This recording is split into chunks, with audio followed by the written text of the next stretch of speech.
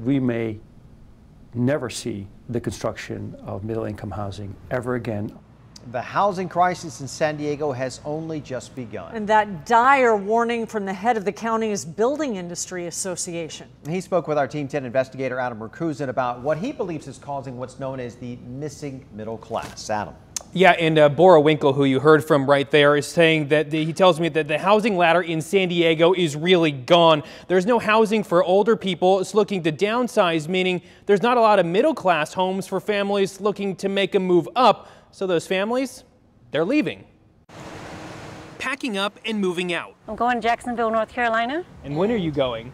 Leaving in about an hour. We met Linda Cha just minutes before she said goodbye to America's finest city. The reason? The high rent, it keeps increasing and I can't catch up. Linda's been in San Diego since the 90s and has the dream of owning her own home. But with housing costs at record highs, that dream will not become a reality.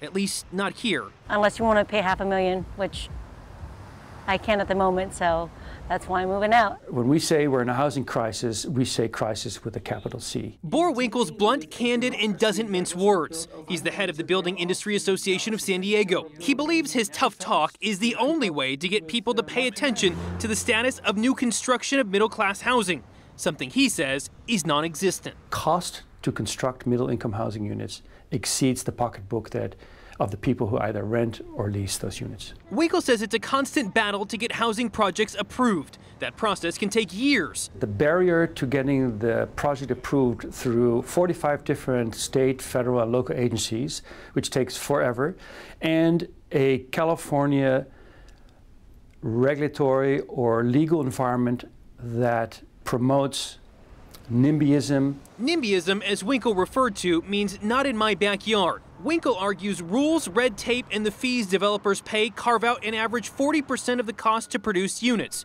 meaning the only new housing is expensive, so developers can make their money back, or subsidize low income. What we really need at the state level is anti-NIMBY statutes, new laws that make it difficult to say no to a project. 10 News caught up with State Senator Tony Atkins at a local housing event.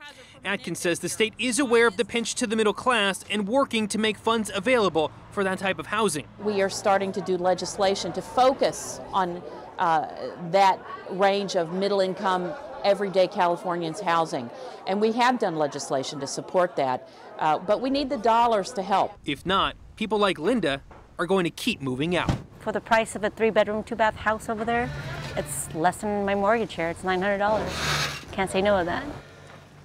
And you saw her, she moved away right then. I also spoke with the local housing federation. They didn't dispute that there is the need for middle-income housing and regulations, but say so many people that fit that description can already afford a place to rent.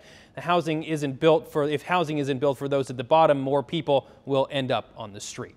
Adam Merkuzin, Team 10.